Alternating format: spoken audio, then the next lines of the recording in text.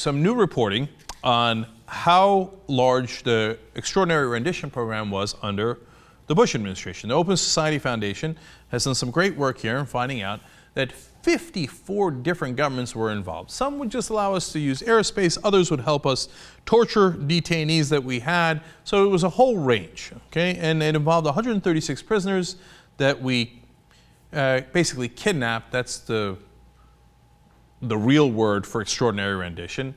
And then we tortured, and that we would send them to places like Egypt, Libya, and Syria to get tortured. Now think about that for a second. In the Bush administration, we were sending people to Muammar Gaddafi so that he could torture them on our behalf. How lovely. But that's okay, because Obama put an end to it. The one thing Obama's not doing is torture. He would never do that. Now, we go back and explain the Bush years. Extraordinary renditions was also a factor in one of the greatest intelligence blunders of the Bush years. Ibn al-Sheikh al-Libi, a Libyan national and top al-Qaeda operative who was detained in Pakistan in late 2001, was later sent by the U.S. to Egypt. There, under the threat of torture, he alleged that Saddam Hussein had trained al-Qaeda in biological and chemical warfare. He later withdrew the claim, but not before the U.S. invaded Iraq, in part based on his faulty testimony.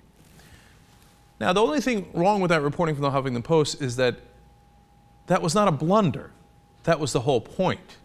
You know, people are always like, man, why did Cheney and Bush want to do that torture so bad when obviously the torture reveals information that's not reliable? Bingo. Cheney didn't want information that was reliable. He wanted to scare the living hell out of al-Libi, which they did mock executions of. They said they were going to bury him alive. And then he said, okay, fine, what do you want to hear? I've told you everything that I could imagine making up. Now, okay, all right, Saddam Hussein and al-Qaeda. They're like, yes, that's what we wanted to hear. Okay, bring him up, he's fine. Don't execute him or torture him anymore. We got exactly what we wanted. We bring that evidence to Congress, to the United Nations, and say, oh my God, al-Libi said to Saddam and al-Qaeda are working together. It was never true, of course, and later was proven to be false. But the extraordinary rendition program did exactly what it was supposed to do, produce false evidence. Now, the Bush administration people used to make excuses for it. They would say, as Huffington Post explains, although Bush administration officials said they never intentionally sent terrorism suspects abroad in order to be tortured, the countries where the prisoners seemed to end up, Egypt, Libya, and Syria, among others, were known to utilize coercive interrogation techniques. But don't worry, as I told you, Obama came in, first order was stopping torture. And closing down those secret prisons that CIA was using. Now, so obviously he also ended the extraordinary rendition program, right? Nope. Huffington Post explains. But Obama did not fully end the practice of rendition, which permits the U.S. to circumvent any due process obligations for terrorism suspects. Instead, the administration said it was relying on the less certain diplomatic assurances of host countries that they would not torture suspects sent to them for pre-trial detention.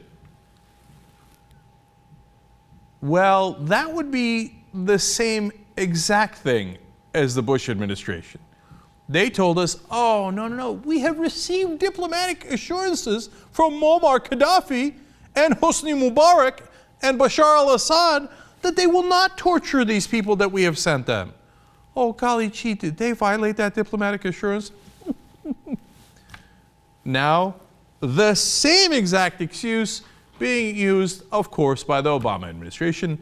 And at least the OSF report, the people who put together the report initially, recognizes this obvious fact. They say in the report, quote, this decision was tantamount to continuing the program.